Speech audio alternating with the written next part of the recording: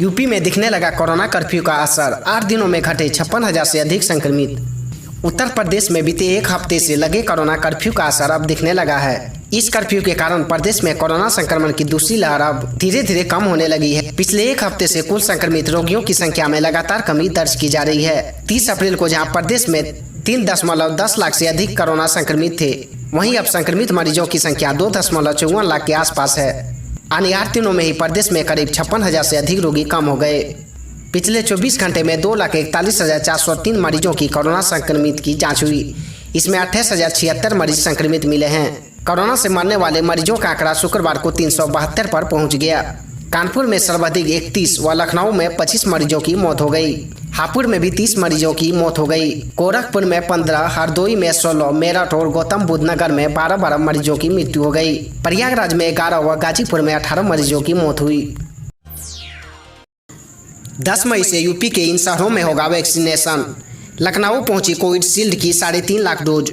UP में vaccination अभियान को रफ्तार देने के लिए पिछले दिनों वैक्सीनेशन निर्माता कंपनियों को दिए 1 करोड़ डोज का ऑर्डर दिया गया था, जिसमें से शनिवार को कोविशील्ड की 3.5 लाख डोज लखनऊ पहुंच गई। आपको बता दें कि एयर इंडिया की उड़ान से 3.5 लाख डोज की खेप मुंबई से लखनऊ के चौधरी चरण सिंह अंतर्राष्ट्रीय हवाई अड्डा आज पहुंची। इस खेप से राज्य में 18 से 44 साल के लोगों का टीकाकरण अभियान को गति मिलेगी। मुख्यमंत्री योगी आदित्यनाथ के आदेश के बाद सरकार ने कोविशील्ड और कोवैक्सीन निर्माता कंपनियों को 50-50 लाख का डोज के ऑर्डर के साथ एडवांस पेमेंट किए हैं। बरेली में सीएम योगी का ऐलान, हर सीएचसी और पीएचसी पर लगेंगे ऑक्सीजन प्लांट। रोहिलखंड में कोरोना संक्रमितों के आंकड़ा बढ़ने से टेंशन में आई मशीनरी और पब्लिक को सीएम के दौर ने ऑक्सीजन की डोज का काम किया। मुख्यमंत्री योगी ने बरेली मंडल के चारों जिलों की सीएचसी और पीएचसी पर जनप्रतिनिधि, सरकारी विभाग और सक्षम संस्थाओं के जरिए ऑक्सीजन प्लांट लगवाने का ऐलान किया। इसी लहर से पहले हर हाल में सीएचसी पीएचसी पर ऑक्सीजन बेड की व्यवस्था करने का टारगेट दिया। मुख्यमंत्री ने कोरोना के खात्मे के लिए सरकार की योजना को सही बताया। संक्रमितों का आंकड़ा कम होने का अच्छा संकेत बताया। शहरों में तबाही मचाने के बाद गांवों की ओर बढ़ा कोरोना। यूपी के देवरिया में एक हफ्ते में 12 लोगों की मौत के बाद मचा हाहाकार। कोरोना महामारी ने अब गांव में पैर पसार दिए हैं। रुद्रपुर के छपोली गांव में 6 मई को जहां पिता पुत्री की मौत हो गई, वहीं बेदा गांव में 7 दिन में 12 लोगों की जान जा चुकी है। छपोली गांव निवासी अयोध्या वर्मा पुत्र अभिमन्यु की पुत्र लीला वर्मी को सांस लेने में तकलीफ हो रही थी। परिजन उसे इलाज के लिए गोरखपुर ले गए। वहाँ जाँच में कोरोना पॉजिटिव पाए जाने पर वह भर्ती हो गए। उसका इलाज चल रहा था। इधर रात में अयोध्या की तबीयत खराब हो गई और सांस लेने में तकलीफ होने लगी। सुबह उनकी मौत हो गई। में लिली ने भी अस्पताल में दम तोड़ दिया। बेता गांव में गुरुवार को रिटायर्ड शिक्षक बेचैन अली, रेलवे के अवकाश प्राप्त कर्मचारी रमाशंकर पॉल और बैरिस्टर चौहान की मौत हो गई। उड़ई में पुलिस उत्पीड़न से परेशान होकर युवक ने लगाई फांसी, सड़क जाम कर किया हंगामा। यूपी के उड़ई के मोहल्ला इंदिरा नगर में शुक्रवार देर शाम युवक ने फांसी लगाकर खुदकुशी कर ली। पुलिस ने उसे कुछ दिन पहले तमंचे के साथ गिरफ्तार किया था। जमानत पर छुटकारा आने के बाद फिर पुलिस ने उसको, घर वालों ने पुलिस पर गंभीर आरोप लगा सड़क जाम कर हंगामा किया। अधिकारियों ने कार्रवाई का आश्वासन देकर किसी तरह उन्हें शांत करवाया। इंदिरा नगर निवासी विनय राय कवार को पुलिस ने तमंचे रखने के आरोप में कुछ दिन पहले गिरफ्तार कर जेल भेजा था। जमानत पर रिहा होने के बाद घर आ गया था। 5 मई की रात वह घर के बाहर बैठा था, तभी चौकी पुलिस ने फिर उसे उठा लिया और पीटा।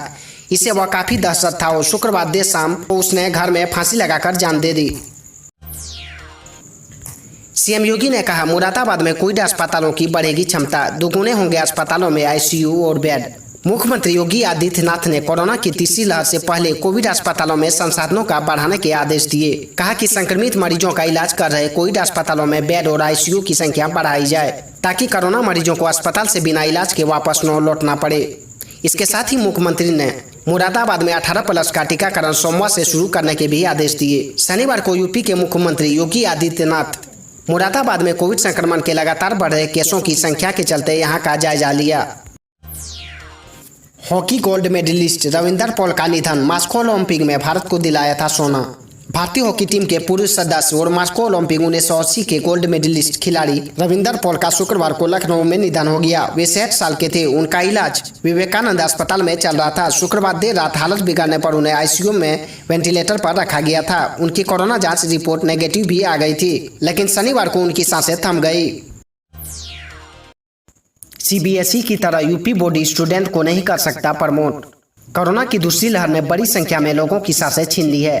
और हजारों लोग बीमार से जूझ रहे हैं। विकट दौर ने परीक्षार्थियों की संख्या के हिसाब से सबसे बड़े परीक्षा संस्थान उत्तर प्रदेश माध्यमिक शिक्षा परिषद में सुधार करने का रास्ता भी दिखाया है। इस समय परीक्षाएं होना संभव नहीं। वह केंद्रीय माध्यमिक शिक्षा बोर्ड की तरह यूपी बोर्ड हाई स्कूल के छात्र छात्राओं को प्रमोट करने की स्थिति में नहीं है। यूपी बोर्ड के पास विद्यालय स्तर पर होने वाली वर्ष भर की परीक्षाओं का रिकॉर्ड नहीं है। बोर्ड के साथ शासन भी इसका रास्ता खोज रहा है। यूपी सरकार का आदेश, एक समय में 33% कर्मी ऑफिस में रहेंगे मौजूद।